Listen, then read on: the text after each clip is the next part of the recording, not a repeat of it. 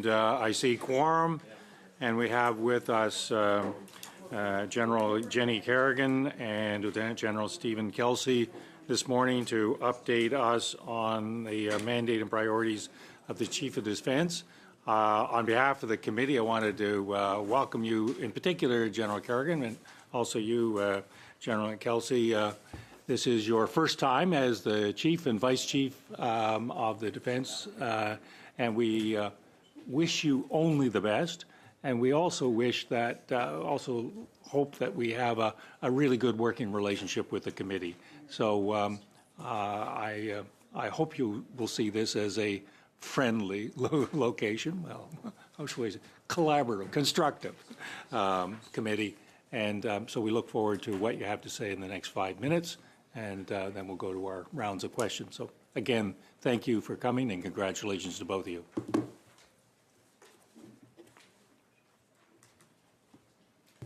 Yeah, you have your 5 minutes. Merci, Monsieur le Président. Thank you, Mr. Chair. Good morning, everyone.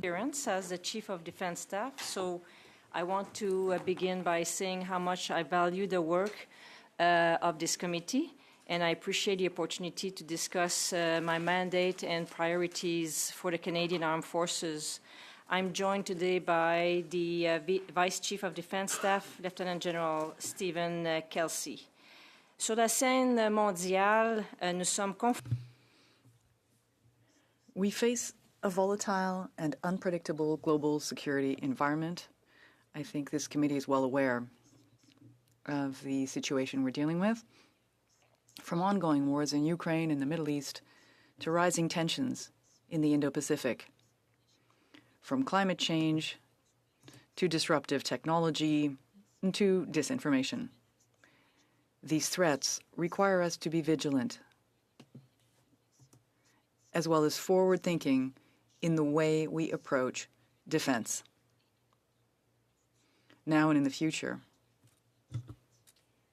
From a defense and security perspective, and that although we have benefited from our geography in the past, the situation is changing, and we now have to transform our military to face expanding global threats with our allies and partners. I've had the privilege of serving alongside the members of the Canadian Armed Forces for the past 38 years, and now I have the privilege of leading them. They are skilled, courageous, and dedicated beyond measure. Supporting and caring for our people must continue to be our top priority, and I'm committed to building on the work of my predecessors. That means focusing on the 3 R's: recruitment, retention, and readiness. Bon nombre de nos alliés font face aux mêmes défis. These are issues many of our allies face as well. We need to get our forces back to full strength within 5 years. This is vital. Si nous continuerons to do this, we need to continue modernizing how we recruit as well as who we recruit. That means also improving our processes without lowering our standards. And it means making a big push to recruit Canadians from all backgrounds, including opening the door to more permanent residents. Makes us more operationally effective, and we know that what worked in the past will not what will work in the future. We can't continue relying on the same thinking, the same mindset, the same processes or methodology, and we need to bring in new, broader perspectives, approaches, and ideas if we are going to solve the complex challenges of today and tomorrow. On retention, we've stopped the downward trend and stabilized our numbers. We are making progress, but there's more to do. When we uphold the highest standards of conduct and performance, where our people can grow and thrive both professionally and personally, not only do we attract the best and the brightest, but we will also keep them as members of the forces. We also need to be ready always and for anything. Readiness is a constant, and it is a must. Le monde est en cours de transition. The world is in a state of transition, and the same applies to the Canadian Forces. Outcomes are not guaranteed. we must be comfortable being uncomfortable. And more diverse foundation of personnel with the required and relevant capabilities that meet the future of warfare, with a willingness to innovate, adapt, and take risks. And it means collaborating with our allies and partners around the world. C'est particulièrement vrai au moment. This is particularly true when it comes to defending North America alongside the U.S., both through NORAD and more generally through the collaboration of our Canadian Joint Operations Command and the United States Northern Command.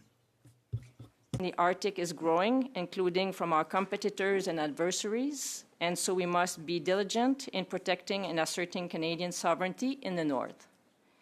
I visited NORAD headquarters this week and saw firsthand how Canadian military members work seamlessly with their U.S. colleagues 24/7 to defend our shared continent.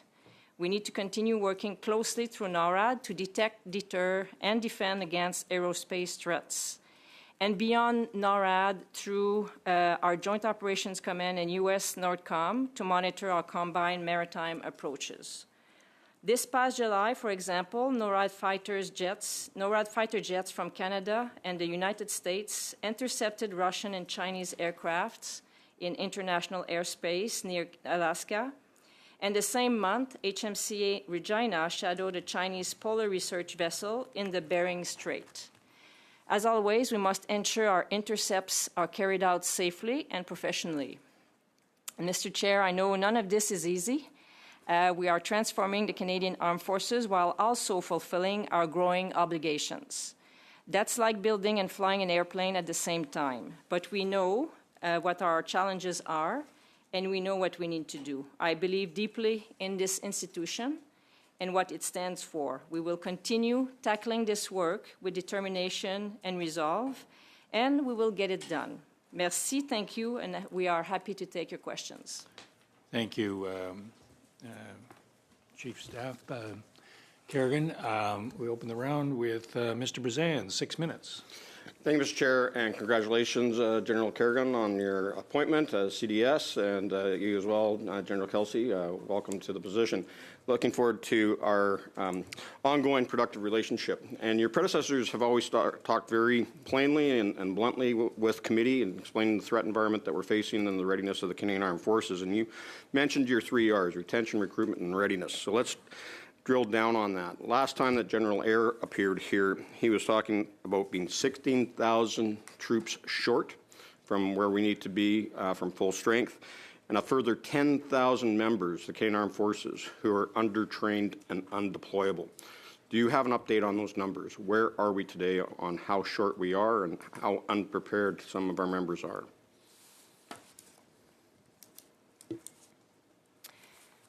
Thank you, Mr. President. So in terms of regular forces members, we are now at 63,622 in terms of numbers.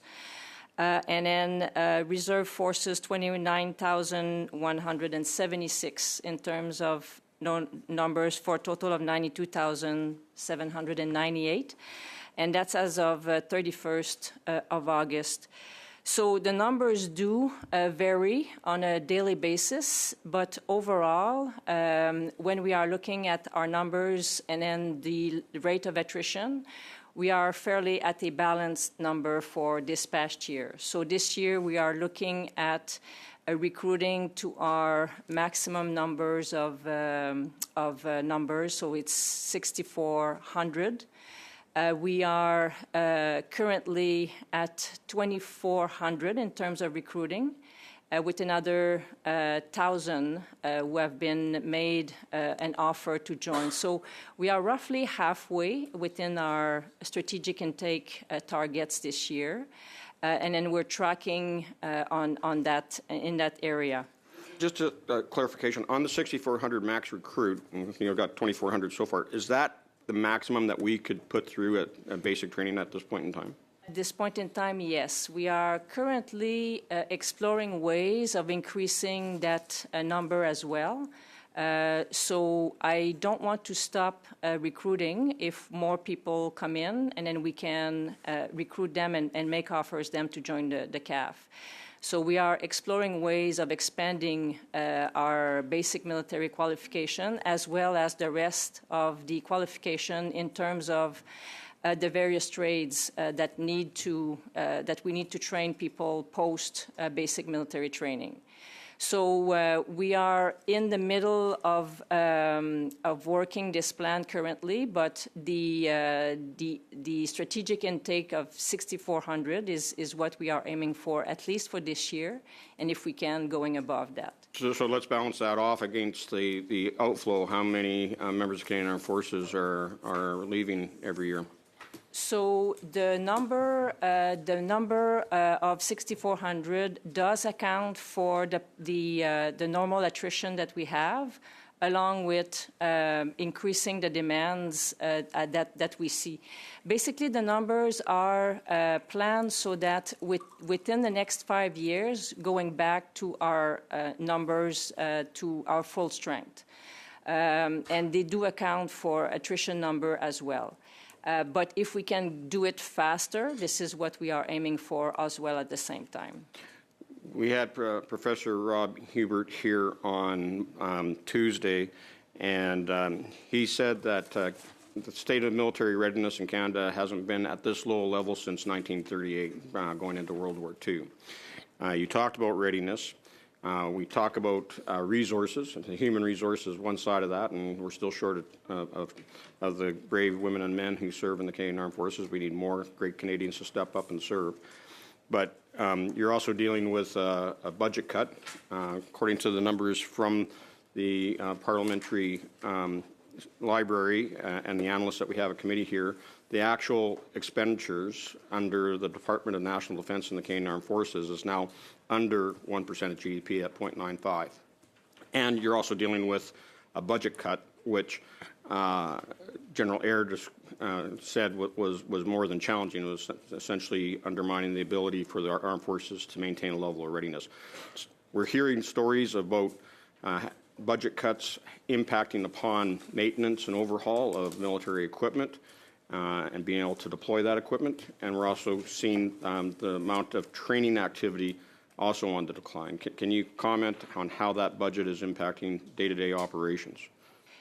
So we are currently working on a way ahead for the path to the 2% new investments coming into defense. So it's always a balance between being good custodians of public funds as well as increased investments. So those increased investments will allow us to invest into our recruitment processes, will allow us to invest in the people space, what we see in terms of housing, childcare, and so on.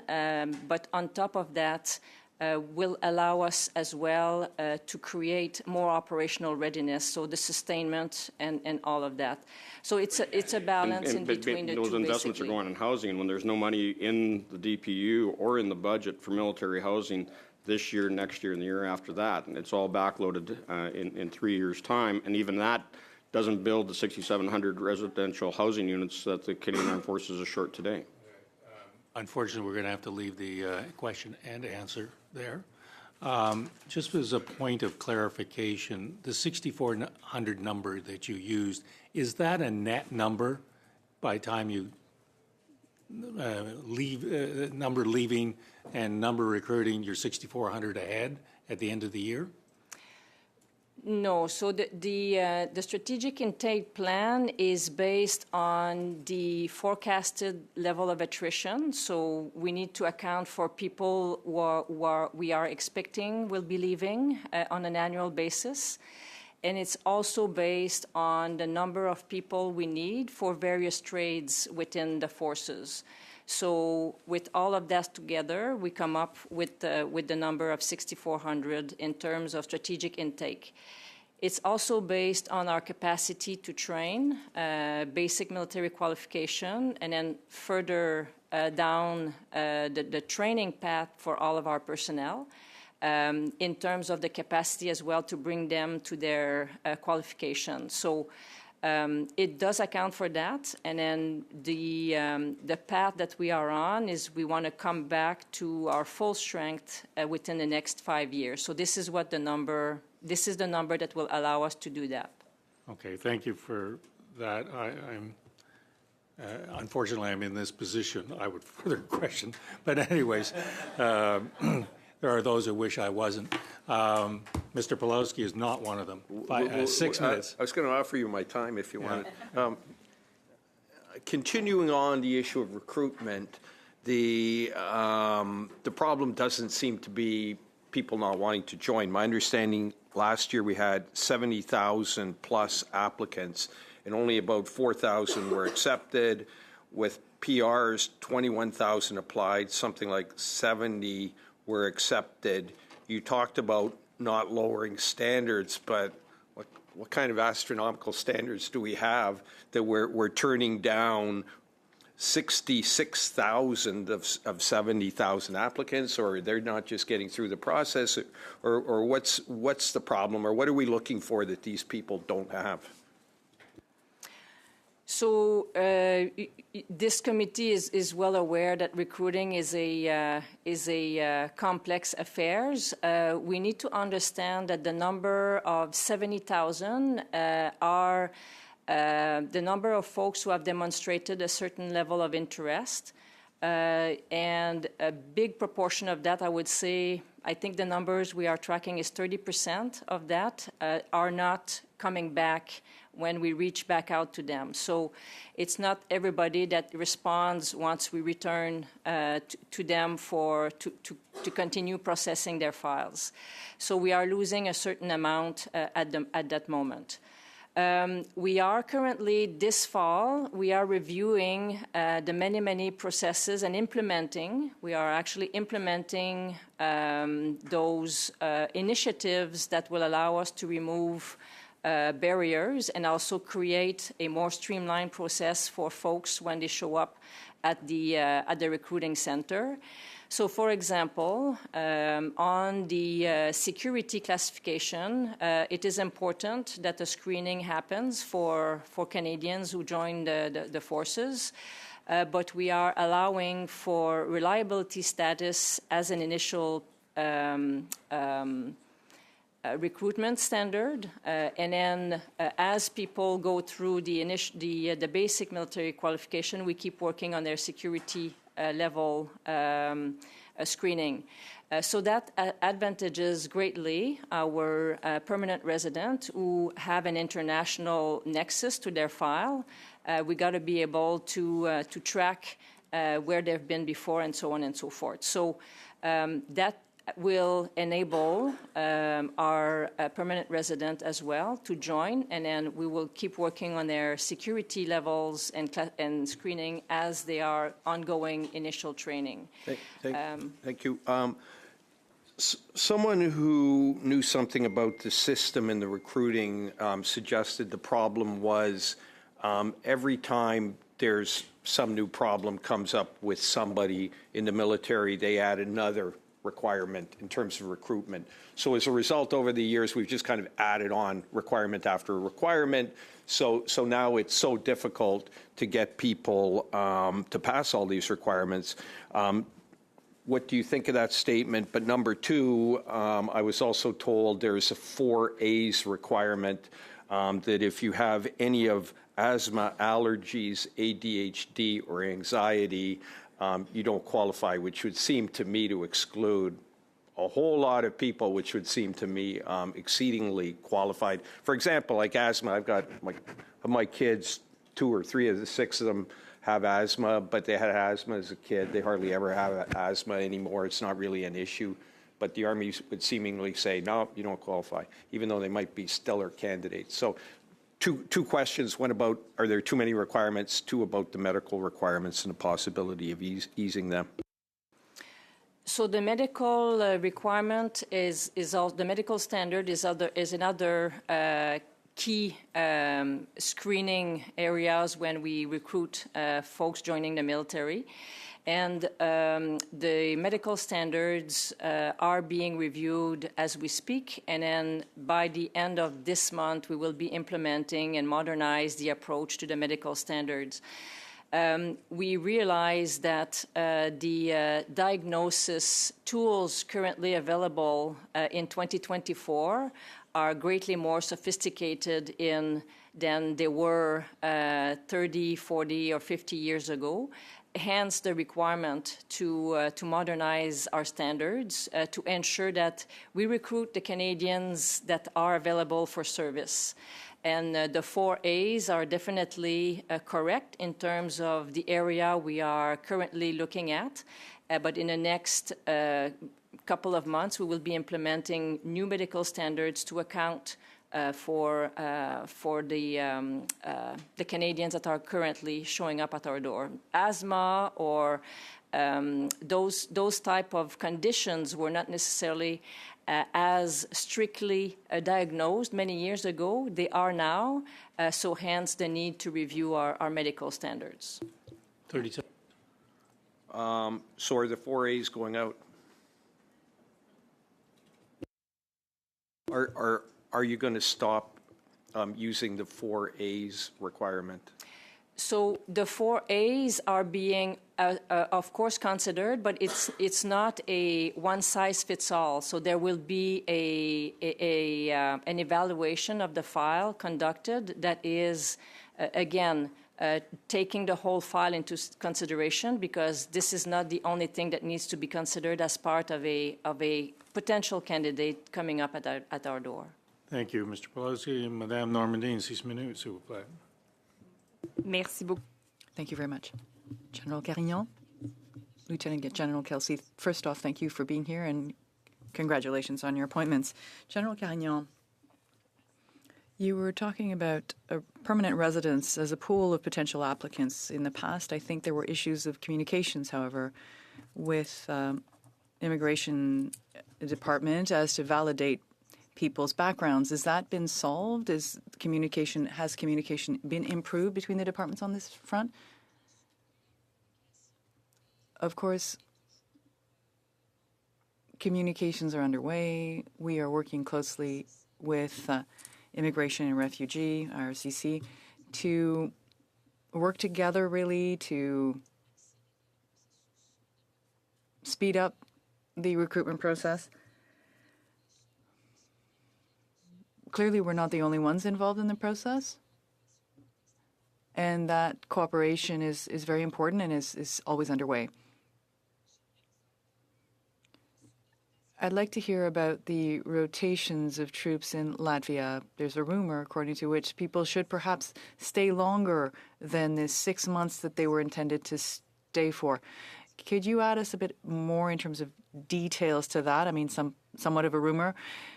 And also the level of recruitment it's important to know there's enough interest to have the right number of forces to fulfill the needs in Latvia. Mr. Chair, this is a very important question. And as our work expands in Latvia, because it is expanding at this moment,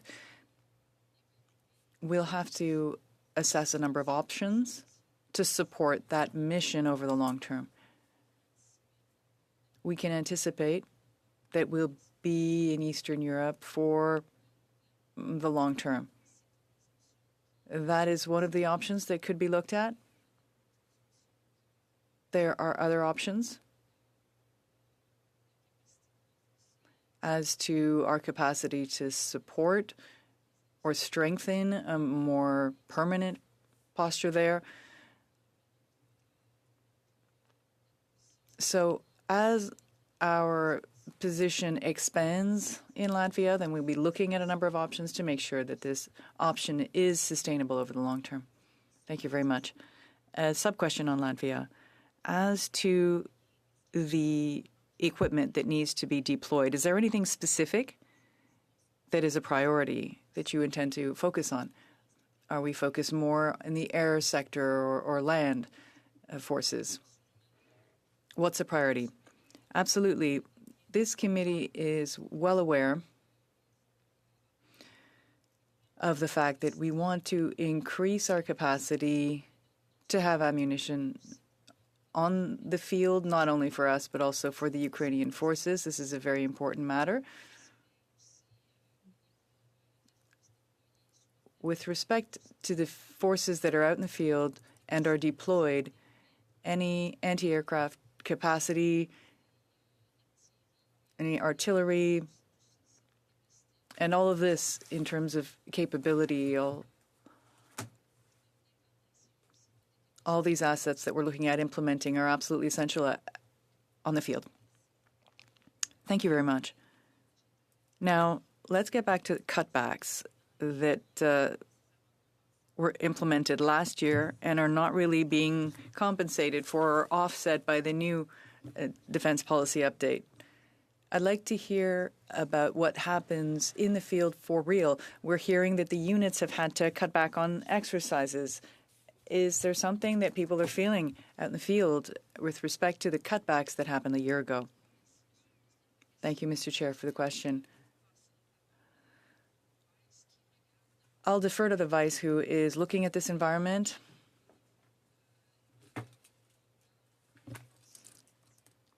But globally speaking, for the Canadian forces, we struck up a plan that we are working with.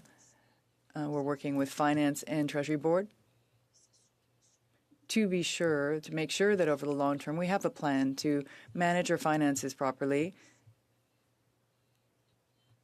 as well as to work forward on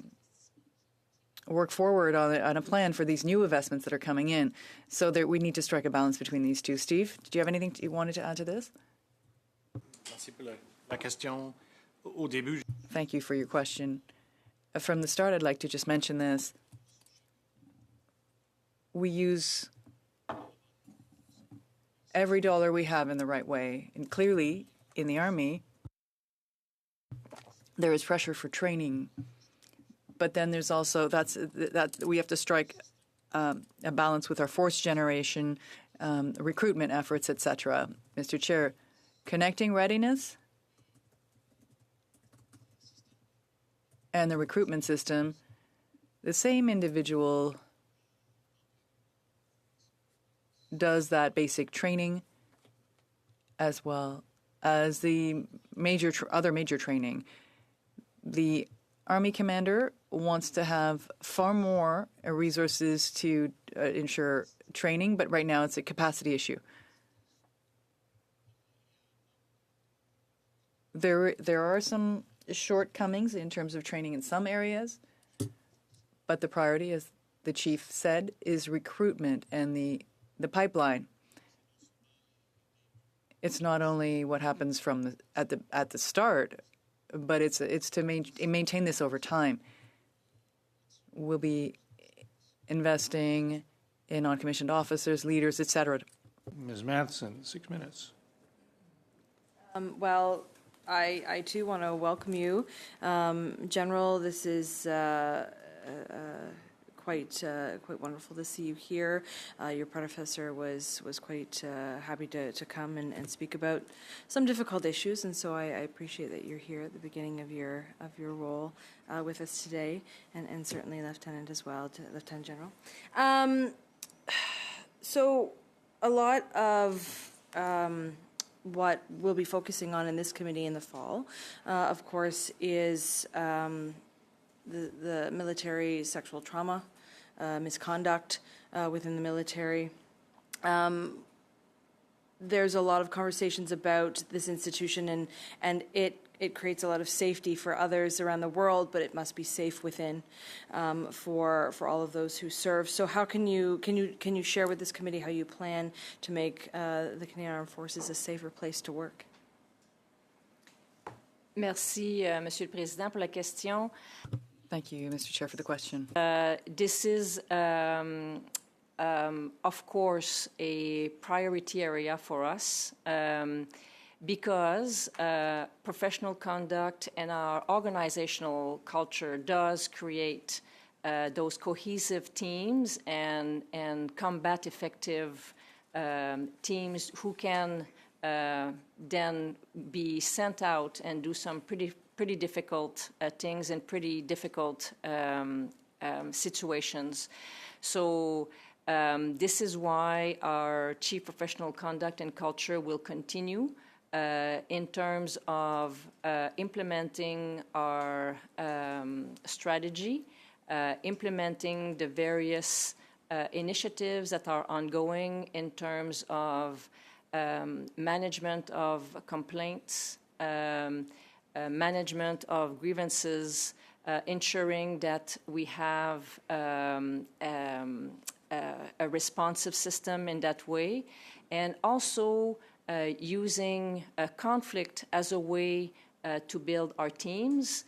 As we know, with over 125,000 people within defense, conflict are happening, and then we want to make sure that people can actually resolve and navigate conflict in a respectful manner. So those efforts are a top priority, and they are currently ongoing via the Chief Professional Conduct and Culture, but also across our services who are implementing as well their own initiative to create strong and cohesive teams. I'm glad that you certainly mentioned the grievance system. I mean, we were talking about that within this committee, of course. We spoke with your predecessor about the responsibilities of the CDS in terms of that final authority on grievance matters. There were conversations about that being far more streamlined, getting through the extreme backlog that existed in terms of grievances. They've had a lot of impact in terms of the continuation of service, how people leave the service, their life as a veteran after. How do you plan to continue? Are you going to keep along that same path that the previous CDS was discussing with this committee, or how do you plan to tackle that long backlog issue? So we do continue the modernization of our complaint system overall. The grievance management was the first to be addressed. So as you know, last February we introduced the digital form again to streamline the process. We implemented as well the grievance committee, who does streamline, as you mentioned, the process in terms of making decisions more rapidly. And then this fall, we are introducing more advance into the digital space in terms of modernizing the case management system as well, which allows for better tracking, both for our case managers, but also for the complainants to ensure that they understand where their grievance is at, and for the chain of command as well, to be able to better manage and navigate that space with our members. So more to come this fall, but consistent improvement over the complaint system overall, and then we will be able to expand that further for all other forms of complaints. A lot has been discussed in terms of the CAFD&D class action on sexual misconduct, which had a number of deliverables. The 5-year anniversary is coming up soon. We've heard a lot about the complex relationship with SRC. A lot of it has been positive. A lot of it has not been positive. The review needs to be more than just that box checking exercise. How do you plan to ensure that review goes forward in the serious manner with the trust that survivors need? Mr. President. Fortunately, Ms. Masson has left you a very few seconds to answer that question. Can you add that on to your second round of questions? That would be helpful. We're completed our first round. We're now on to our second round. Mr. Stewart, you have 5 minutes, please. Thank you, Mr. Chair. Thank you, General Carignan and Lieutenant General Kelsey. It's a pleasure to have you here, and thank you for the good work that you and the entire Armed Forces team does behind you. I want to think back to last winter when there was an announcement of rent hikes that were coming through for military housing that were to be effective April 1st.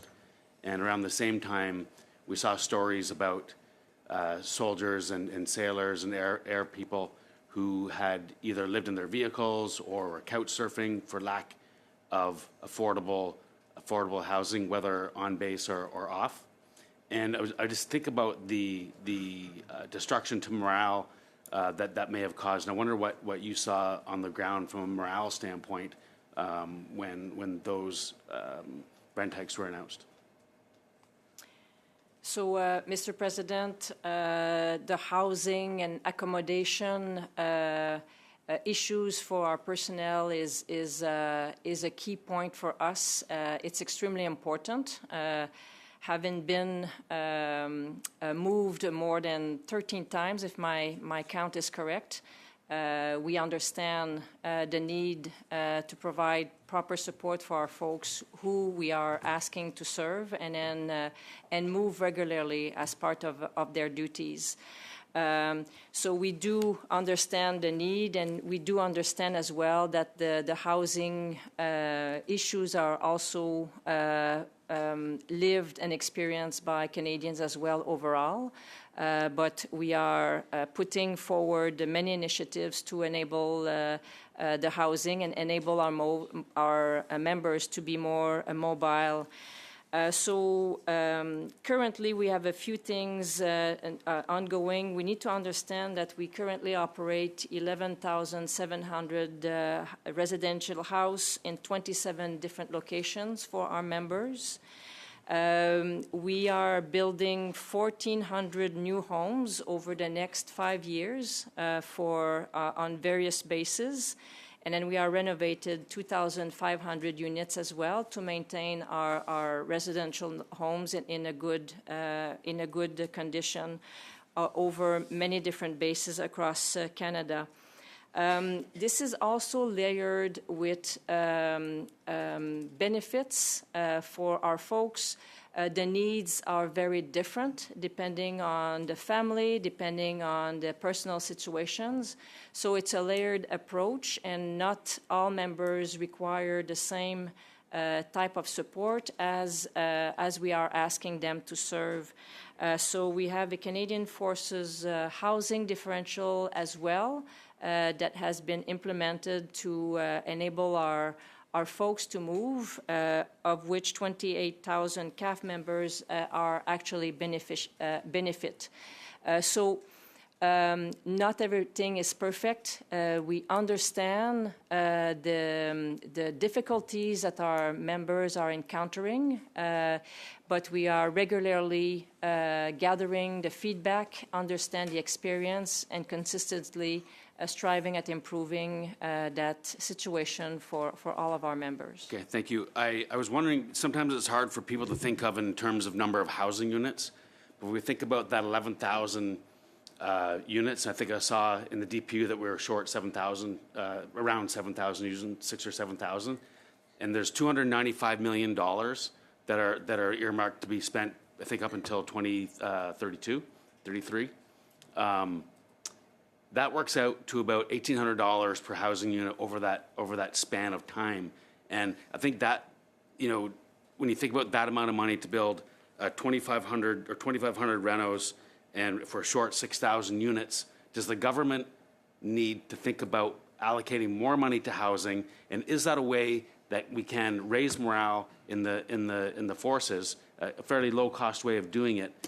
Because at a time when we need the most out of our people, can we spend our money on our people? In the DPU, there were 36 recommendations. 25% of them had to do with HR. And to me, this is a key one. And like I said, when we need the most out of our people, is this a great way to target that? Please. So broadly speaking, and then I'll ask the Vice to come in on this one, but broadly speaking, the first priority as we harness the new investments, the people space is where we are going to be focusing our efforts. So housing is one of those, sustainment is another one. So all all of that focus on people is where we want to go first in terms of foundational work that we want to do with our forces. But housing is part of the priorities where we want to invest early in the process. Unfortunately, we're going to have to leave the answer there. Mr. Collins, 5 minutes. Thanks, Mr. Chair, and welcome, Generals, to the committee. General Kerrigan, I'd like to start with Ukraine first. Everyone's watching with interest in terms of where the U.S. is right now, and they're going through their own election process. President Biden, I think, today is poised to provide more support for Ukraine and with additional weapons and resources. And there's two different positions south of the border. We've heard President Trump talking about he's going to end the conflict prior to his swearing in if he wins.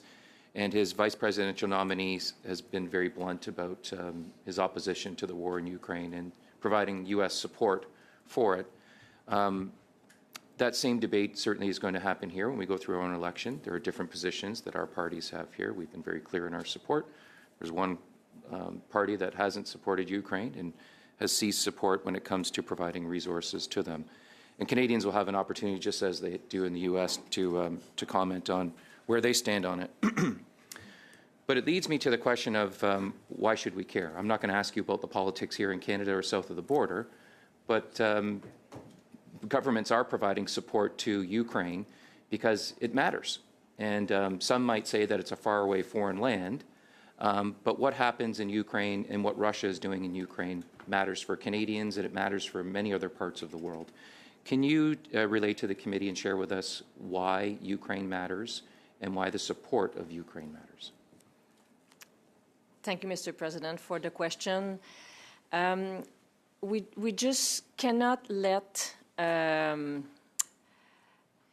Putin redraw the borders in Europe. We just cannot let that happen. Why? Because this will not be enough for him once, if success happens on the Russian side. So it's absolutely key that Ukraine be successful in protecting and keeping their territory. And we absolutely need to support Ukraine in this fight because it is our own fight as well at the same time. This is the why from my perspective, as we need to preserve borders and we need to preserve international order, and this is not how we want nations to behave. Thanks, General. It becomes increasingly hard to justify and rationalize sometimes with constituents support for Ukraine because of what they read on social media. You mentioned in your opening remarks the challenges that we have with disinformation. As a government, we deal with disinformation as well on all topics, whether it's climate change, whether it's support for Ukraine, and other important issues that face Canadians. Your predecessor was very clear in terms of the threat that disinformation poses, not just to the Canadian Armed Forces and our society, but to our democratic institutions. That is wrapped up in that whole question related to Ukraine, and I receive it, unfortunately, on a regular basis from all parts of Canada. And I try to relate to my constituents from an educational perspective that much of what they read, some of what they read on social media isn't true, and it's coming from foreign adversaries. Can you talk about the challenges that you face in your new position and how you plan to address those issues, whether it's related to Ukraine or otherwise? So disinformation, Mr. President, is such a common issue that all democracies have to deal with in the current situation. And in the various exchanges I had with our allied colleagues from NATO and even in the Indo-Pacific over the last few weeks was very informative in terms of how common we are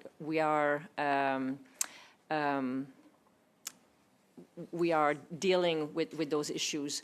I think the seeding of those false information have a direct effect on our in the trust in our institutions and how people will react or support specific, very important issues such as Ukraine. So it's important, I think, to raise awareness in terms of our values, what this means, and then keep that information at the forefront to counterbalance the misinformation that are out there.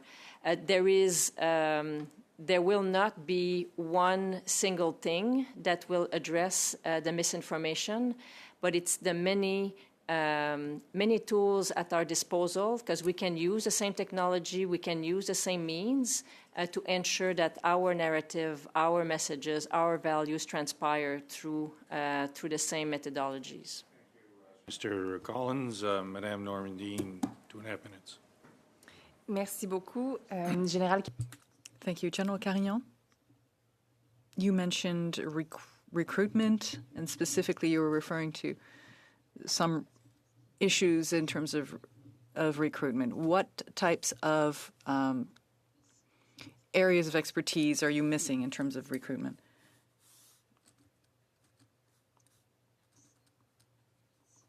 I'm thinking specifically of the Marine or Navy, our Marine technicians, as we call them in English. That's certainly a major need. We need to be able to deploy them and deploy our vessels throughout the operations that we carry out. There are a number of technical fields for which we certainly need staff, both on the aviation side and on the Army side. So people are aware of our operational work, but we also have 107 other fields in the force, and we have a massive shortage of people in the technical spheres. And a sub-question, do you have any specific strategies to recruit and target these people specifically? Yes, Mr. Chair. Our services are very forward-thinking, deploying our efforts in technical schools and communities. Especially there are areas where there are fewer people joining the forces. There are some communities in some areas and some institutions at the moment where our services engage to try to explain to people about the types of fields that we offer. 20 seconds. I would have asked you about transfer from reserve force to the regular force, but I don't have time for the answer. Thank you very much. Madame Matheson, 2.5 minutes-ish. So just to pick up on my question about that 5-year review, will you commit that the review will be fulsome? It'll be what survivors are calling for, having access to the information and the documentation that they need. The things that they're asking for and been asking for quite some time. I think a review, Mr. President, is key to our program. So a review for us is an opportunity to see if our initiatives are actually providing the results and the outcomes that we want to see, and then providing us as well with feedback on what it is that we need to keep doing and what it is that we need to be improving. So absolutely behind and full support for the review to take place. Can you go through what the work that's going behind, work going into that review leading up to it? The work going in, well, we will need, first of all, to ensure that our personnel are available to go over the various areas for review.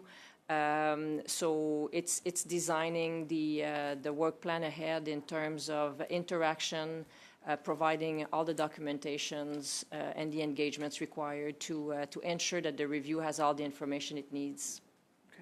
Just quickly, there's been also a study at this committee about contracting out, the over-reliance on contracting, decades-long cuts to the salary wage envelopes, which has increased contracting out.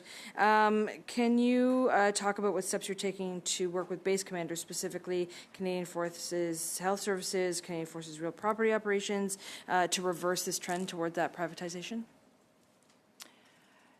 So I think for us, it's always about reaching out to the type of personnel we need to conduct different types of tasks. In some cases where we need subject matter expertise that we don't have, this is when we would reach to a specific type of consultant, of contractor to do the work.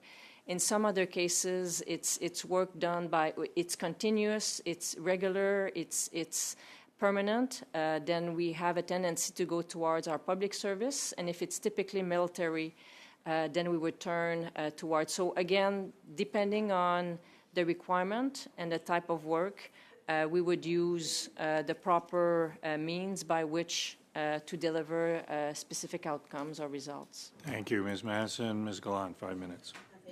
Mr. Speaker, and certainly the $345,000 the government spent on Russian propaganda film, Russia at War, would have been more better suited towards getting equipment for our troops. And my questions will be to the General Carignan. What does strategic recruitment mean, and does it mean that there are still quotas? Strategic recruitment, I'm not sure, Mr. President, that I understand what strategic recruitment is. For me, it's recruitment, pure and simple.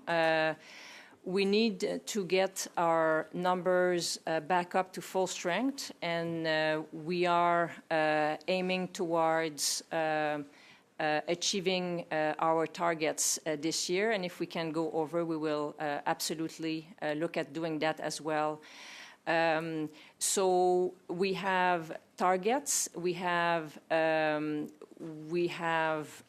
anticipated numbers that we are looking at reaching, and again, depending on who is showing up, with what qualification, with what potential, we are going to be recruiting across the full Canadian diversity. So this is basically what we are looking at.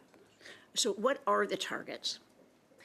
So, for example, we are looking at achieving a 25% target in terms of women as part of our forces.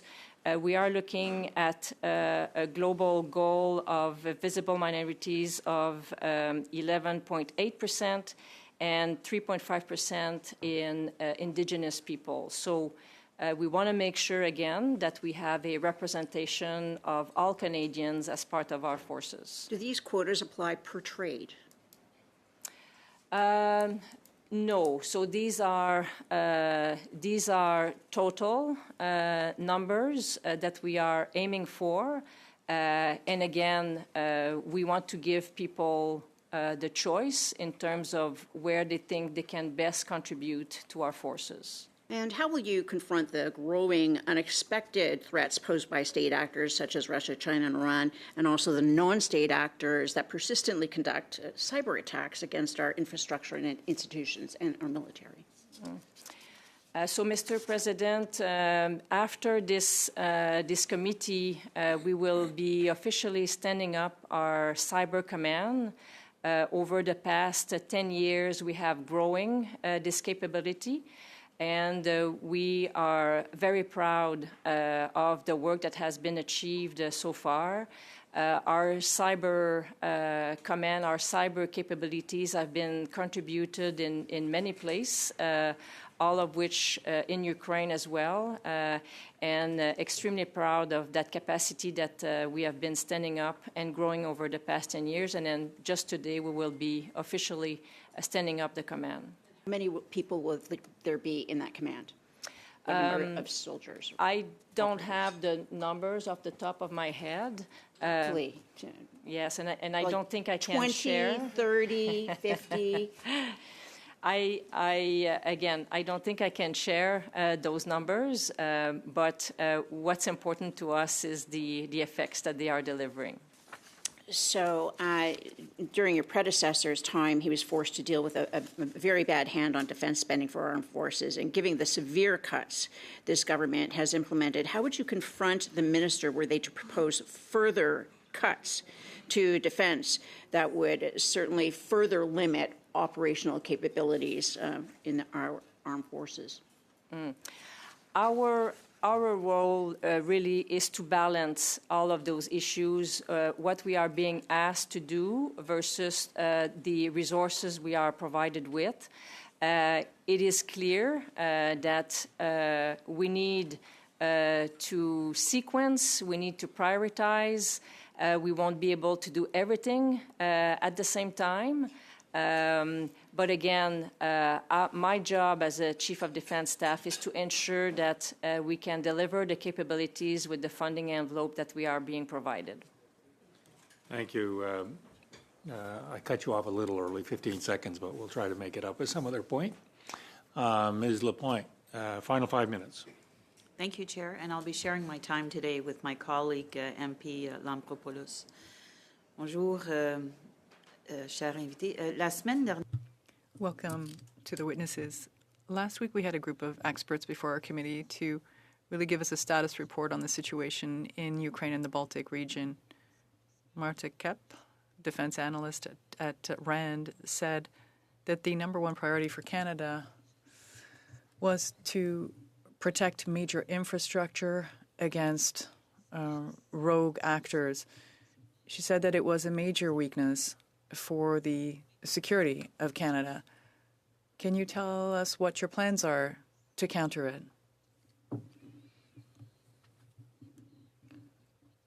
So our plans to protect critical infrastructure are underway.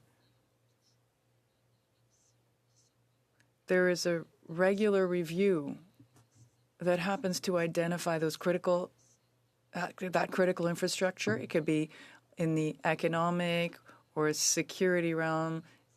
It can be defense inventory. We work on this plan in cooperation with our American friends, who, of course, belong to NORAD as well. Depending on the scenarios, depending on the situations, there are a number of contingency plans in place to protect these critical infrastructures. To our witnesses for being here with us today. A couple of questions related to recruitment. So you said that the goal for the year is 6,400. Does that year end in December, or is it like a different year that you look at? It's fiscal year, okay, so it's 31st of March 2025, yes. And I'm wondering if there are any legislative changes that can be made that could make your recruitment process a little bit more simple and allow for you to recruit either a greater number every year or make it, quicker so that by the time you call people back, they haven't already found another job and it's a couple of years down the line, which is something that we've heard. So for the moment, Mr. President, the changes that we are implementing as of this fall are within our own control. So as far as we can tell, for the moment, we don't see the requirement for legislative changes. We are, of course, partnering with other government partners, such as immigration, to enable the process as well. So the modernization and the implementation of new initiatives, of new ways, of new methodologies, new processes is ongoing this fall. And I'm hoping that, starting January, we will see some changes in terms of recruiting intakes. Okay. So I'm assuming that I know in the beginning IRCC was more reluctant to share information on files. Is that no longer the case? Has it been simplified? Has there been a solution found?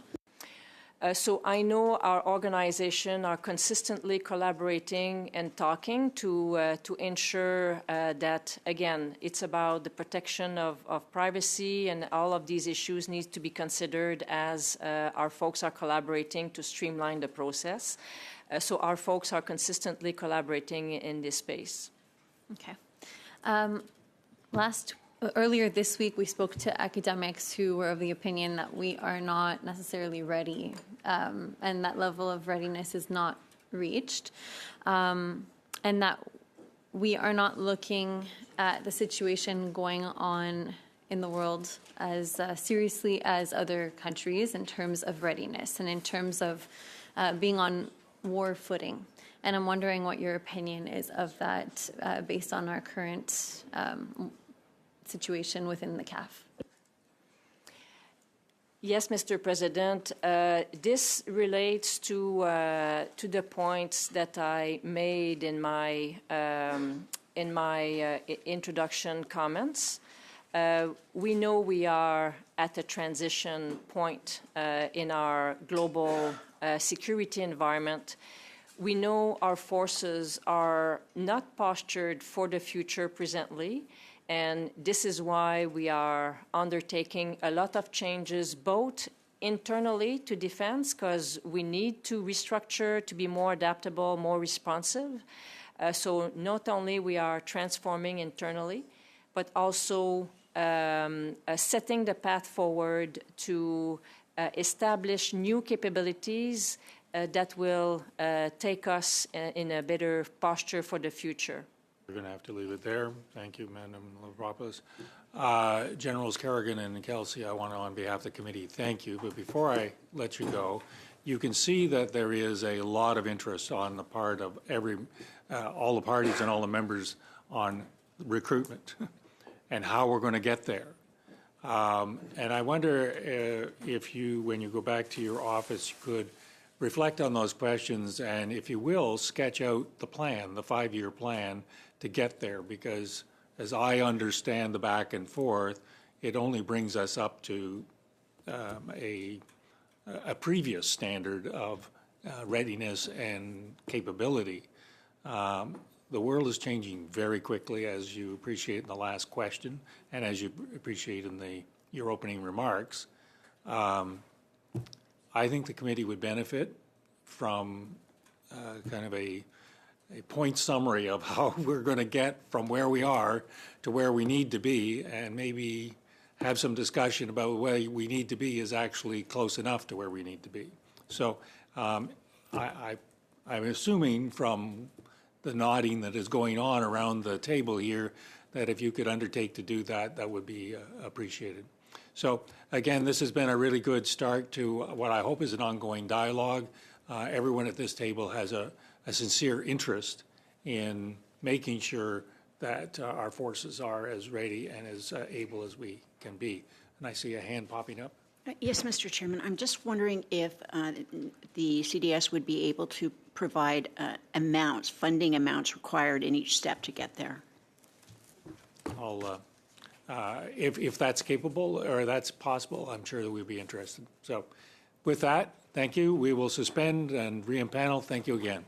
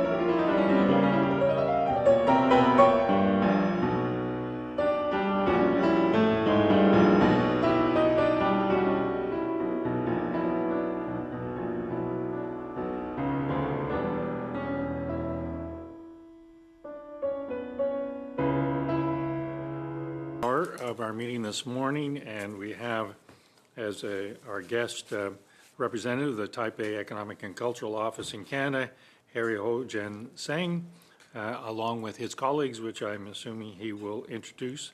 And this is a continuation of our study about the threat analysis on Indo-Pacific. So, sir, your opening 5 minutes, please.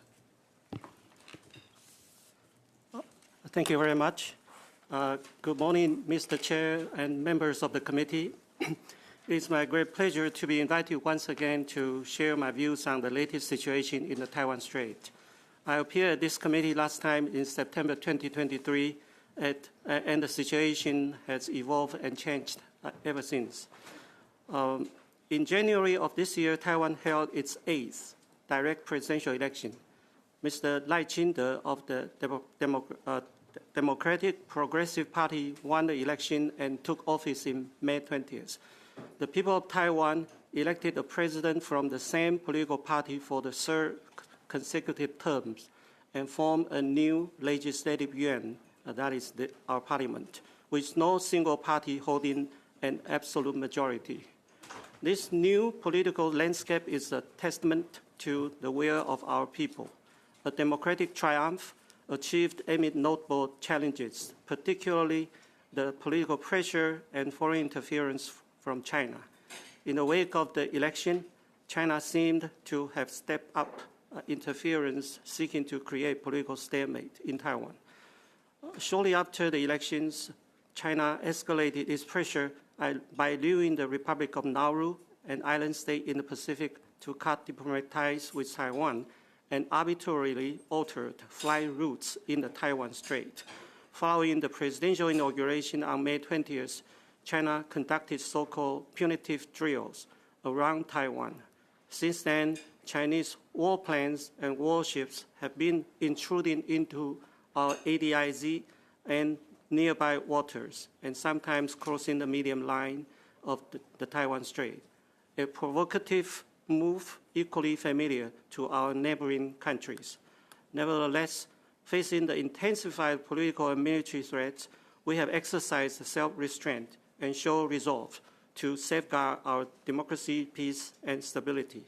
In our commitment to maintaining peace and stability, we have secured domestic consensus to reform our national defense system, extended mandatory military service to 1 year, and increased our 2025 defense budget to 2.6% of GDP. It demonstrates our determination to strengthen self-defense and our belief that peace can only be maintained through strength. In our commitment to protecting shared values, we dedicated ourselves to fortifying democratic alliances for collective deterrence. Since this year, we have seen public statements from the US, Japan, the G7, the European Union, NATO, and Quad, all emphasizing the importance of peace and stability in the Taiwan Strait. Notably, the Canada-Australia Defense Relationship Joint Statement, as well as Canada's recently released defense report, have both echoed this sentiment. Unfortunately, despite our self-restraint, we have encountered mounting Chinese pressures to exclude us from participating in international organizations. China, by distorting the UN Resolution 2758 as in line with its One China principle, has used it as legal basis to further isolate Taiwan. In fact, the Resolution 2758 does not mention Taiwan, does not address the political status of Taiwan, does not establish PRC's sovereignty over Taiwan, and does not preclude Taiwan from participating in the UN and its agencies. To sum up, China has recently stepped up misinterpretation of the UN Resolution 2758. It is part of China's lawfare or legal warfare, intending not only to prevent Taiwan's international participation, but also to justify its potential aggression of Taiwan in the future. If China is not stopped from distorting the UN Resolution 2758, when military conflict happens in the Taiwan Strait, it would be illegal for Canada to come to help Taiwan. I call on this committee to heed this critical issue and render support for democratic Taiwan. Thank you, and I'm happy to answer your question now. Thank you, Representative Tsang. Mr. Allison, 6 minutes. Thank you, and thank you very much for being here today. Taiwan is obviously a very proud leader in the semiconductor industry, and obviously the semiconductors have led the charge when it comes to tech revolution, and now as we look at AI and where that's going. My question to you is, as we look at, I know that TSM is one of the largest in the world, but we see that the American companies were actually selling advanced semiconductors to China, and now that's being blocked by the U.S. government. Just love to know your thoughts on that. Thank you very much for the question. Indeed, the TSMC is making more than 90% of the advanced chips in the world. And we, as a matter of fact, we are part of the so-called export control regime that U.S. has imposed, including Japan, Republic of Korea, and the Netherlands. Taiwan is part of that. And the target of that is really the semiconductor, especially the advanced node semiconductor to be exported to China. So this is very important. As you also mentioned, the coming age of AI. Well, AI can only prosper, thrive with very advanced semiconductors. Those are all the semiconductors for the time being only produced by the TSMC. And so we are a very crucial player in terms of the coming age of AI. I think that there are more and more countries coming to recognize that. So my question is, in terms of Chinese defense sector, once again, AI is playing a bigger role in every sector, but certainly in defense. I'd love to know what your thoughts are in terms of AI and the Chinese defense sector in terms of how that's progressing. Well, you must understand that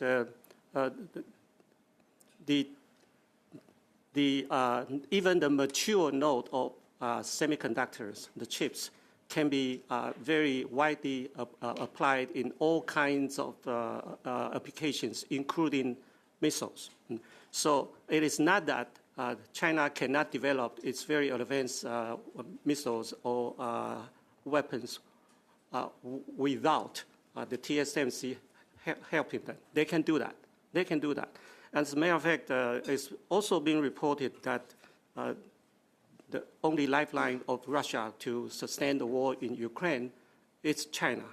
And that is the semiconductors made by China. So we think that the way to deter China is not only by stop selling the semiconductor to China. We should do that, especially the more advanced chips. And TSMC, Taiwan, are cooperating with the like-minded countries led by the United States. But doing that is not everything. China has its capability to make its own missiles with their own chips. Yep. Thank you. And you mentioned foreign interference from China. We're experiencing that here in Canada as well at many levels. Politically, we know there's a number of members of Parliament, but also through the technology, whether it's university and obviously through industry as well. Do you face the same type of challenges in Taiwan? Yes.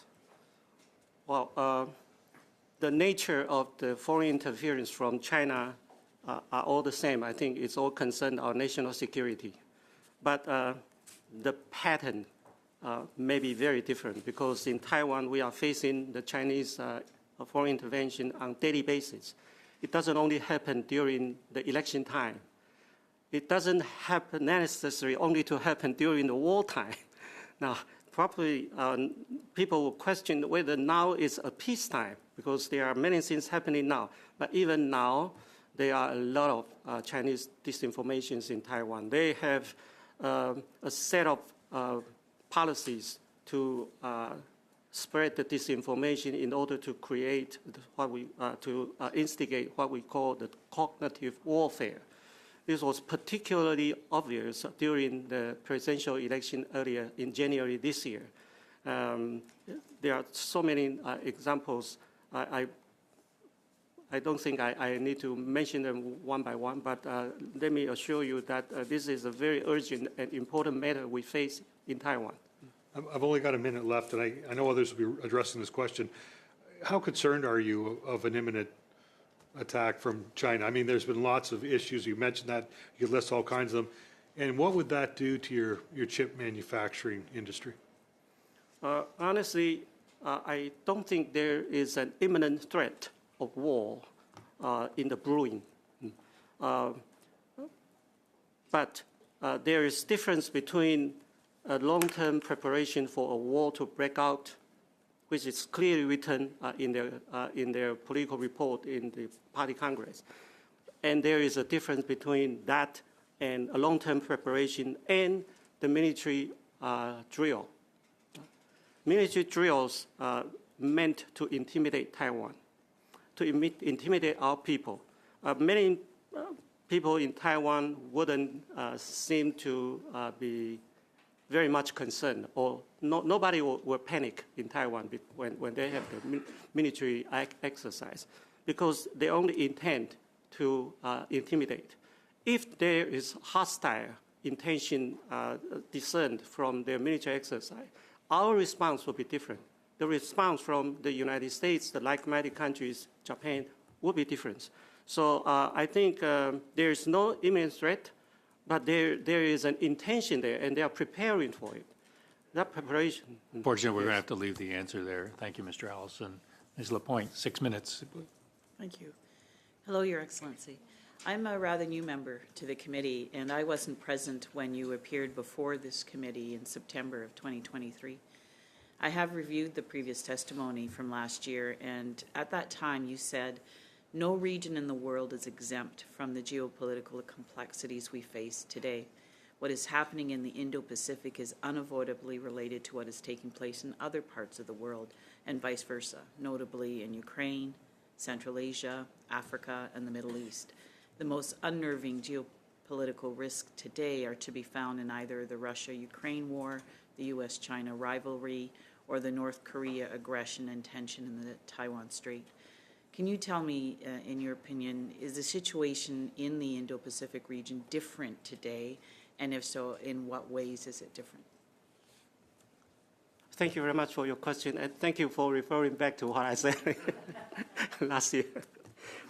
I think if there is a difference, it can be seen as an incremental escalation of the threat. China, there is also one difference very clearly from what it was last year. That is the internal difficulties that China is facing today. But that I'm referring to not only economic difficulty, because economic difficulty can quickly switch to fiscal difficulty and to the social problem, and then to political problem in China. It can escalate very quickly, and that can affect their external behavior. And so I think we actually need to pay more attention to what's happening in the Indo-Pacific. And I think that is exactly many of the like-minded countries are doing now. I don't know if you have noticed in the past 24 hours, Japan, New Zealand, and Australia all sent their naval ship to transit through the Taiwan Strait. This is the first time we've seen that happen. It is the first time New Zealand sent their naval ship to the Taiwan Strait.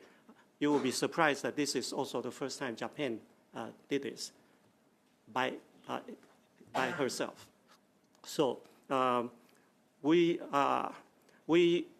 know we have the support of the world, because the situation there were the focus of the global attention, but we still have much more to do. We cannot afford to be complacent. We must be aware of that. Can you tell us what the current situation is with China's gray zone tactics towards Taiwan? Has there been an escalation in frequency? And from your perspective, what are the most concerning tactics they employ? The gray zone tactics, by definition, is actually a combination of all kinds of military or non-military threat that they can impose on Taiwan in this case. And so it's gray zone, so it's very difficult to be seen or regarded as a war behavior. So it will constrain the other foreign countries to react, because if it is a war, then perhaps international condemnation and sanctions will come immediately. But China is trying to avoid that. But to Taiwan, again, Taiwan's situation is so unique, different from any other countries, what you perceive as the Chinese gray zone tactics. But in Taiwan, the gray zone tactics is a combination of their disinformation campaign, is of their cyber attack, is their a cognitive warfare. They create all kinds of scenarios to confuse your societies, to confuse the voters in order to nurture a candidate of their liking. Things like that is not what your NCCOP have found out in Canada. It is 1 or 2 notch higher in Taiwan. And how does Taiwan navigate the increasing geopolitical competition between the U.S. and China in the Indo-Pacific? And what role can diplomatic engagement with countries like Canada play in ensuring its security? Sorry. Navigate is, I don't think it's the word I would use. I think we are a democratic country. We have already taken side being a democratic country. So it is not that we navigate between the U.S. or China. But proximity is very important in geopolitical strategy. We are living by a giant neighbor. We don't want to create any hostility, unnecessary tension across the strait. So we need to find out a way to deal with our neighbor. And this is why you find politicians in Taiwan sometimes are able to appeal to their supporters and get support. Otherwise, no. Now, a very important fundamental truth is in Taiwan, more than 85% of respondents to the questionnaire would prefer maintenance of the status quo. So it gives you a sense that we just want the status quo. Thank you. Madame Normandine, 6 minutes, s'il vous plaît. Merci beaucoup. Thank you very much. Ambassador Tsang, it's always a pleasure to see you. Thank you for being here. I have some questions as to a blockus rather than a military invasion. You said the military invasion might not be imminent per se, but a complete blockus of the island would be problematic because the U.S. do not recognize that as an act of war. Could you tell us what the West can do to prevent this happening or respond? Thank you very much.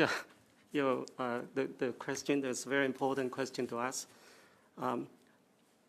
I don't have anecdote to panacea to cure this question, to cure this problem. Blockade is indeed one option that China can deal with Taiwan, and they have already used a few live-fire drill exercises, like after Nancy Pelosi's visit to Taiwan. It is a blockade of almost a week. But there is argument of all kinds, and analysts, experts believe that blockade, if your intention is to have Taiwan surrender, blockade is not a viable approach because you just don't know how long does it need to take for the blockade to sustain. And once you have the blockade, all the countries that have shown concern of the peace and stability in the Taiwan Strait should immediate response to the Chinese blockade.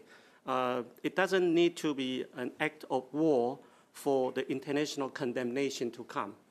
If a blockade in that area, Taiwan Strait is the most busy strait in the world. More than 50% of the containers in the global trade go through the Taiwan Strait. It is definitely going to disrupt the global trade, things like that. All the country will be affected. And I think for us to counter the Chinese blockade, a very quick and concerted response from the like-minded countries is paramount. Merci beaucoup. Thank you very much. Je voudrais vous entendre sur la priorité.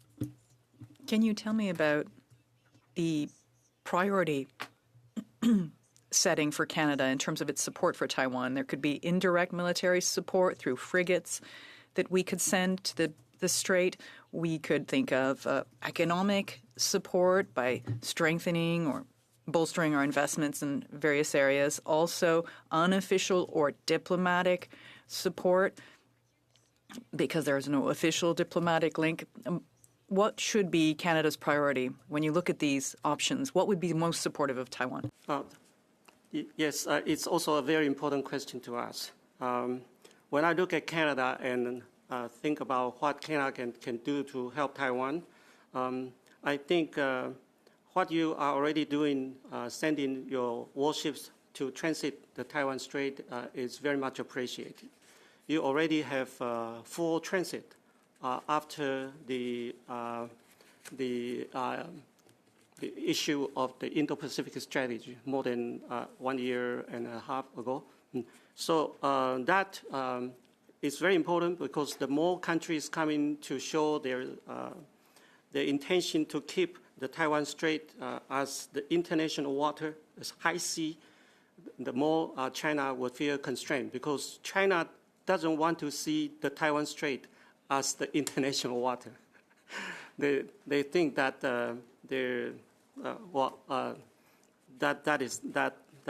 let me stop it. But in terms of the Canadian assistance to Taiwan, there are many other things, non-military approach that you can render to Taiwan. I don't know if you have noticed that recently there is a group of the former security and defense officers from Canada visiting Taiwan. And they came back last weekend and was already interviewed by the CBC Politics, Power and Politics. They see Canada as a matter of fact, very timid and very shy in terms of dealing with Taiwan. They are certainly comparing with what Canada can do with those other countries in the like-minded communities, in the Western countries. There's many things that Canada can do, and what was mentioned in that interview is the exchange of visit, high-level exchange of visit. Now, Prime Minister and the governor cannot visit Taiwan, can be understood because of maybe they carry a symbol of sovereignty. But then all the officials under them, there is no reason you cannot do, because many other countries are doing that. But I think if you can have a higher visit to Taiwan, it is very important to the Taiwanese people, because we want to know that we are not alone. Our people want to know that we are standing for a good cause, and we have support from the like-minded countries. That's very important to us. Thank you, Ms. Normandine. Ms. Masson, 6 minutes.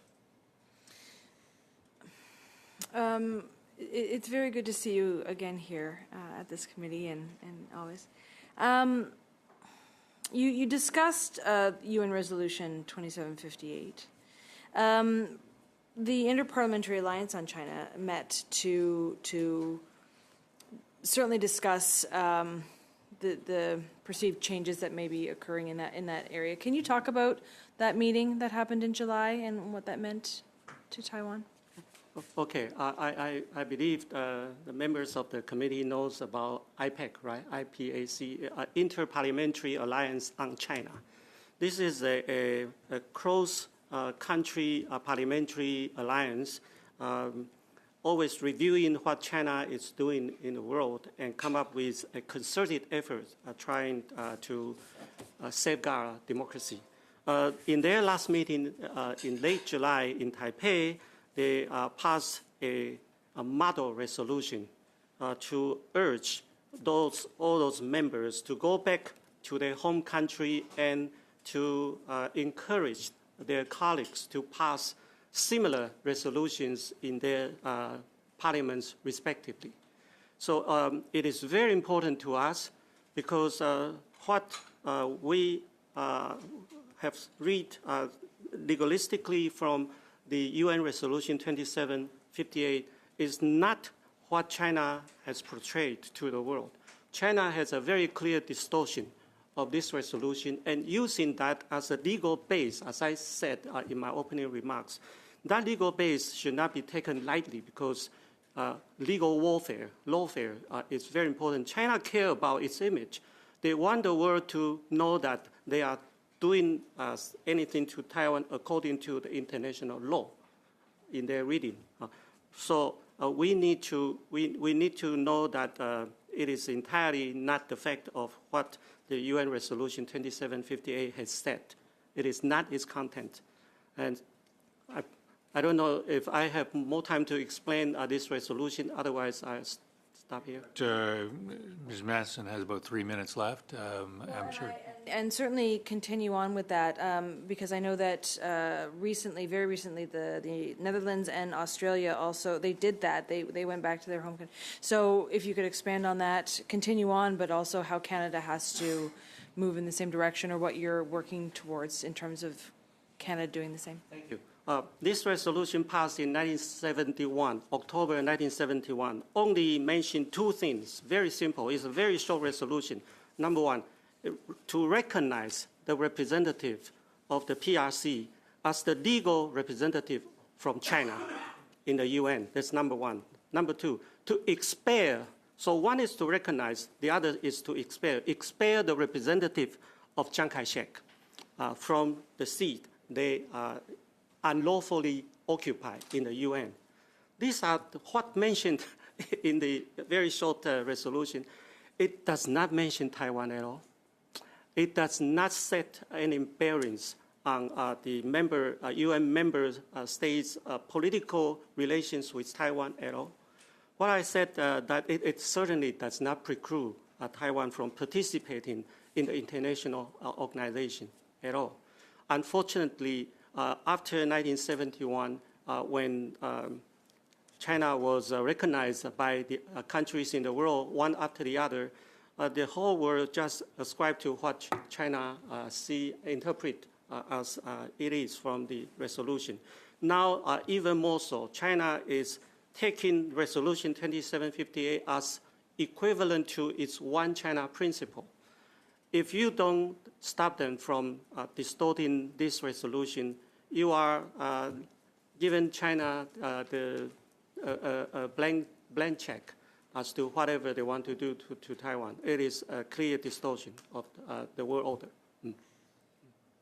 You got 1.5 minutes. Okay, so in terms of what you're seeing in that change, so after that meeting in July, there were two nations, like I said, Australia and the Netherlands, who did go back. What kind of dynamic has that created since then? What are you seeing? Do you feel like there's that more movement will occur? I mean, those two things happen very quickly, but as we move forward? Many colleagues of mine in different missions, they are reaching out to their counterpart, as I have been doing in meeting the MPs and senators here in Ottawa. I try to explain to them that this is important not only to Taiwan, but to you as well. And this has in no way violated your current policy. This is very important. Taiwan does not seek to change the status quo. We are not trying to abolish this resolution. We are only asking you to rectify what China has distorted.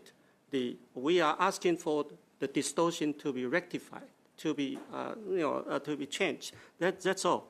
And so I really hope that Canada can follow this model resolution.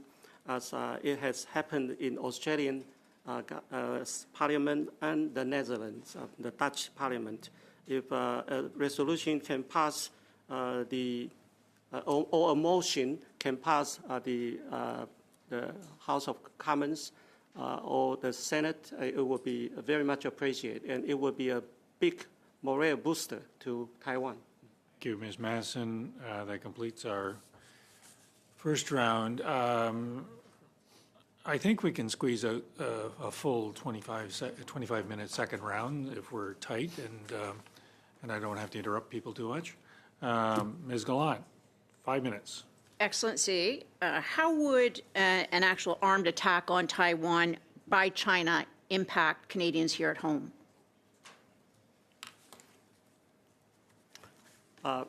This is a hypothetical question, right? China's attack on Taiwan, how would it affect Canada? Well, first of all, I think if we see the like-minded countries in the world as a body, as a family, you probably don't want the value you stand for to be challenged. If you ask this question, can you also ask question if Ukraine cave in to Putin, what would it happen in Canada? On the first side, it doesn't seem to happen to cause any change of your life, right? But I think that's the thin end of the wedge. Well, it can come to you because it is very clear China's intention is not only Taiwan. If China wants to only deal with Taiwan, they don't need to prepare missiles, thousands of them, deployed on the east-west coast. All that range, they can shoot missiles way over Taiwan and then reach to somewhere else in the world, including in your territory. They will not stop at Taiwan. It is a challenge to the international rule of law. The rule-based international order is what they challenge. You probably don't want to do that, especially now we are talking about a geopolitical reality that these countries are not acting alone. They are aligned with their peers, right? So China is working with Russia, Ukraine, in the Ukraine theater, Russia, North Korea, Iran. Now they call it the new axis of evil. Things like that. So we should not single out any part of the world, especially when China's intention is so well known, and they are trying to dominate in all the international organizations, trying to have their way through the international community. So you don't want to see that happen. It's a very direct impact on Canada. In addition to transiting the Taiwan Strait, what can Canada do now to prevent China from invading Taiwan?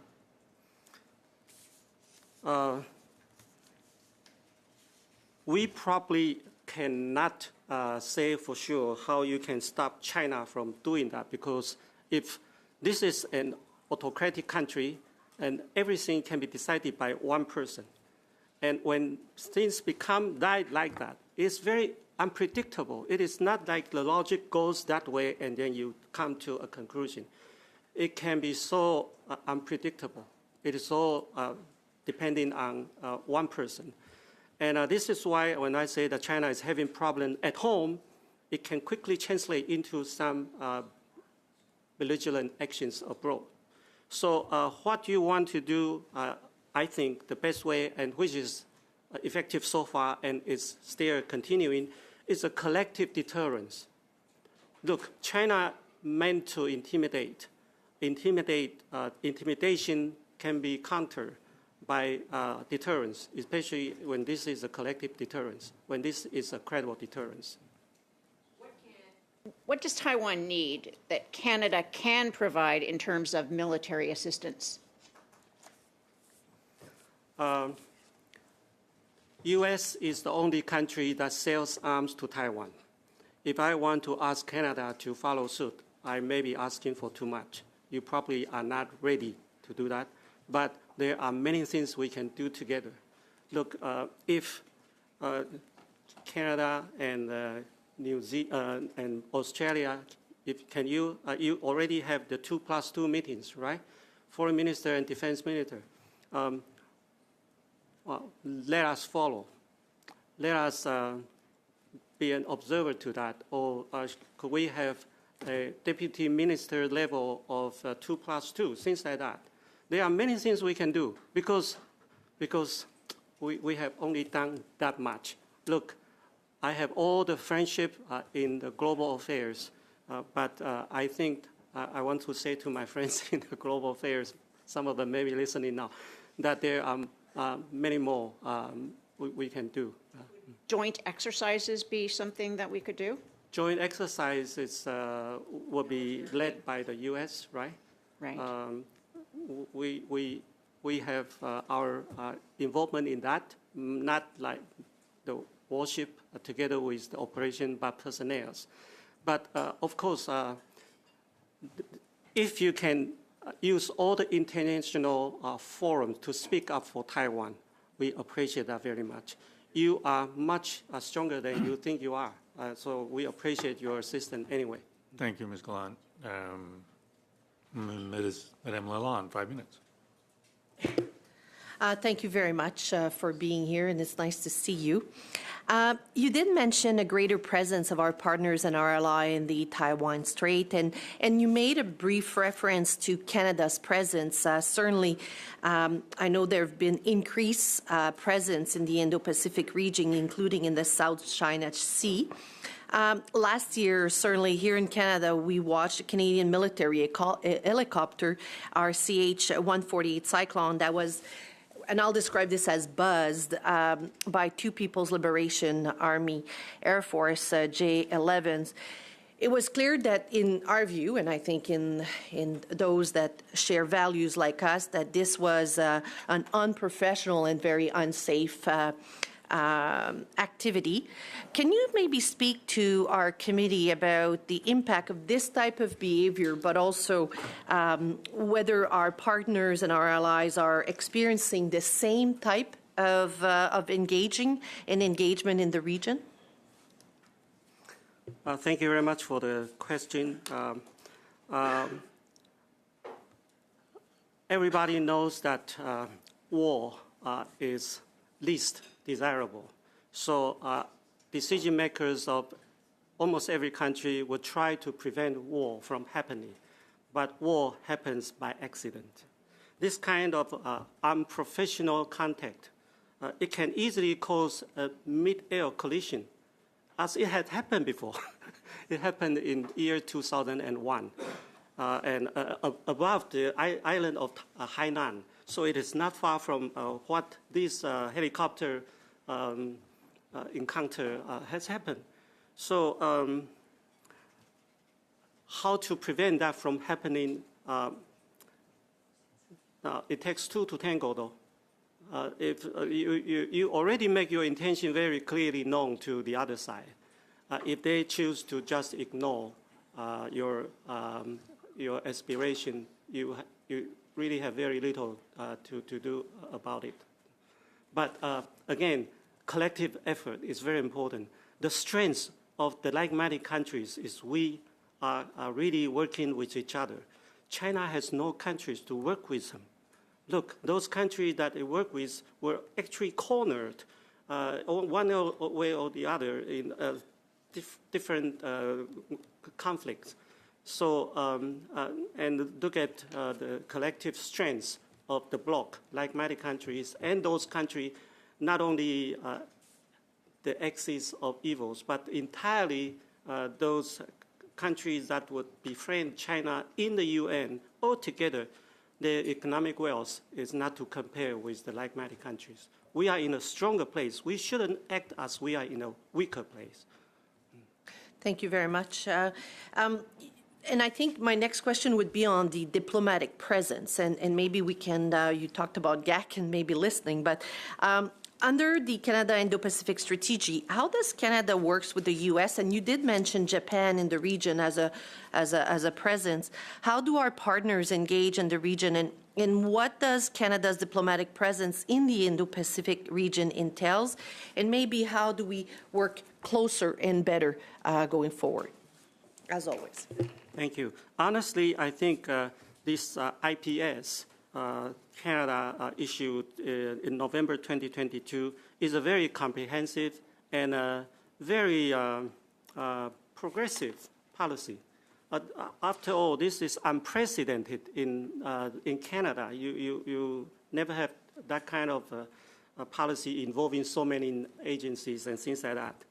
So you have a very good roadmap as to how you want to engage in the Indo-Pacific strategy, in the Indo-Pacific region. Canada also is very important in G7 as well as in NATO. This strength seems not so much perceived by the Canadian people. That is very unfortunate. I think you shouldn't always see yourself as just a medium power. And when you say that, you think about the population, the size of your population. But you are a rich country. You are second to only Russia in terms of the territory. You are so rich in natural resources. You haven't used all your assets yet. And this is why I think that Canada should play a greater leadership. If you think the current leadership is not sufficient, you probably shouldn't only complain, right? You should take up greater leadership in the G7, in NATO, in the like-minded countries. And in that case, anything between Canada and Taiwan can loom large. I mean, our bilateral relationship would be upgraded to another level. Thank you, Madame Lalonde. Madame Normandine, 2.5 minutes. Merci beaucoup. Il y a tellement de questions. Thank you. I have so many questions, but I'd like to get back to microprocessors that are, in a way, Taiwan's insurance policy. To what extent can Taiwan deal with this, the fact that China is developing its expertise, India as well? To what extent can this be a turning point, the fact that these countries could actually be ahead of Taiwan in this expertise? We are not too worried about whether China will catch up or supersede Taiwan in terms of the chip manufacturing. As I said, China is still very strong at making the mature node chips because they already have that supply chain. They already have an internal market of all kinds of electricity appliances. And so they make the mature node chips, and there is market internally to use them internally. And so, and at the same time, that kind of chip, it may be only 50 nanometers, very not mature at all, or not as advanced as 7 nanometer or even smaller. But those can be used in the weaponry systems. That is the concern. But as I said, leading by the U.S. passed the law in 2020. It's 2021, right? October 2021 of the Chip and Science Act, and then mobilizing the like-minded countries to work together. That is still going on, and that effort reflect on the export control. So Taiwan, we are TSMC and other chip makers in Taiwan. It is not under embargo or under the sanction to export their chips to China, but those are the chips that China can make anyway. But certainly those more advanced chips that can only be made in Taiwan, that do not go to China at all. And China, because of this external pressure, they are trying to really use the so-called whole of government approach to break the bottleneck. They want to have their own very advanced chips. They claim that they are able to make some, like 7 or 5 nanometer chips, but they are actually talking about made it in a lab. When we're going to have to leave the answer there, unfortunately. Okay. 2.5 minutes. The business viable, not commercially viable. 2.5 minutes, Ms. Madsen. The Civil Aviation Administration of China unilaterally changed the international, was it the International Civil Aviation Organization's regulations in terms of certain flight routes. On January 30th, they revoked those cross-strait agreements on certain flight routes. It's my understanding that actually it created a very dangerous situation. It jeopardized aviation safety, peace, stability. Can you update the committee on what's occurred since then in terms of how that's undermined the strait and what's gone on since that January 30th decision? Thank you very much. It's actually a very complicated story, but the fact is as part of their reaction to our presidential election, our presidential election result elected someone least welcome to China. So they have a series of actions following our election to punish Taiwan, and this is one of them. And this unilateral change of the flight routes in the middle of the Taiwan Strait, already very close to the medium line, but they now make it even closer. That, not only that is no southbound, Taiwan Strait, no southbound. They actually reactivated another route connecting to the medium, it's M503 in the middle of the Taiwan Strait. Now, if they fly eastward from the coast areas to connect to this M503, either to fly northbound or southbound, they are actually coming to the middle of the Taiwan Strait without you being able to discern if this is a passenger flight or a military warplane. And that is already taken half the distance they need to cross the Taiwan Strait, squeezing our air defense zone. And so it is very much a national security concern to us. But we brought this up to ICAO. ICAO seems unable to find anything to check the Chinese behavior. According to the ICAO regulation, any change of the flight route should be informed or negotiated priorly with your adjacent FIR, and that is Taipei FIR, Flight Information Region. But they didn't do that at all. I appreciate you. This is a complicated question and a complicated answer, but 2.5 minutes is unfortunately 2.5 minutes, and we are getting close to the time where we lose the room. I think Mr. Brazan, 5 minutes. Thank you, Mr. Chair, and Your Excellency. Always great to see you. Appreciate you coming here and telling us how things are going. Yesterday, it was reported that the People's Republic of China launched an intercontinental ballistic missile Wednesday morning. It fell into the sea near the French Polynesia. This is the first time since 1982 that they actually announced that they're testing an ICBM. Do you see this as a further escalation of hostilities in the region by the PRC? It is a news greatly to a lot of people's surprise, including myself. This test of ICBM, exactly what was the reason for this test to be conducted? There is one saying, I don't know how credible that is. Have you heard about the silo, missile silo in Russia exploded, imploded when they were trying to fire the missiles from Russia to Ukraine. So there were an explosion of the silos because of some dysfunction. And the speculation is, since early on this year, you have heard about the rocket force in China involving all kinds of corruptions, right? So the leadership of the rocket force in China has been purged, and there is quite a few generals being, taken into custody and facing all. Some committed suicide. So Xi Jinping may want to see if there's some, corruption in the rocket force by testing a missile, the ICBM. And by doing this, it can also supervise the rocket force to do a better job, because what just happened, it is reportedly happened in Russia, an explosion of the silo.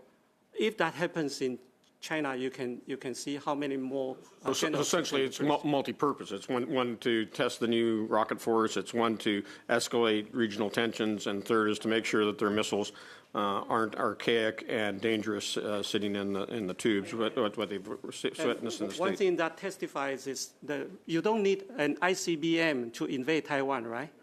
So Talking about a regional escalation, more so than just Taiwan. It can impact the U.S. and impact Canada, too. So just to follow up on your comment that you say that the PRC sees Canada as timid, and you said they I didn't say PRC see Canada. I said the group from Canada as a former senior defense and security officers visiting Taiwan, and after they return to Canada in an interview, they see that Canada is timid, among the shyest of the Western countries in terms of dealing with Taiwan. Okay, I appreciate that clarification. So they're saying that we're being too timid in how we approach Taiwan. But I've also heard from some of the diplomatic corps here, too. If you look at the PLA Navy and the PLA Air Force's interaction with Canadian ships and Canadian aircraft, including helicopters and maritime surveillance aircraft, the Auroras and the Cyclones, that the very dangerous, as Ms. Lalonde referred to, the very dangerous interaction and intercepts that were done by the PLA were more aggressive, and this is according to other diplomats I've heard from, that is more aggressive than what they've encountered or other nations encountered when navigating the Strait of Taiwan. Would you agree with that for whatever reason the PRC takes a more aggressive stance with Canada than, say, it would do with the United States or Australia, or France and Germany just sailed through? Thank you very much. It's actually a very interesting observation. Indeed, they didn't come to challenge like what they have challenged the helicopter. So why on earth they chose Canadian helicopter or Canadian warships to show hostility? I don't know, really. I don't know. So all we could do is speculate based upon the comments from our former military and intelligence advisors that were just recently in Taiwan. We hope to have a committee soon that they just see Canada as being too weak. Okay. Mr. Pawlowski, who could never be described as shy. 5 minutes. NATO recently said that China was enabling Russia's war against Ukraine. Certainly, if anyone understands PRC, it's Taiwan. All countries act in their own self-interest. China, probably more than most countries, acts in its own self-interest. What is China gaining, either economically or politically, by enabling the war in Ukraine? Every country has its own national interest, but to the Chinese Communist Party, this national interest is actually party interest. And why is invading Taiwan, or only the rhetorics of invading Taiwan, would be to the Chinese Communist Party's interest?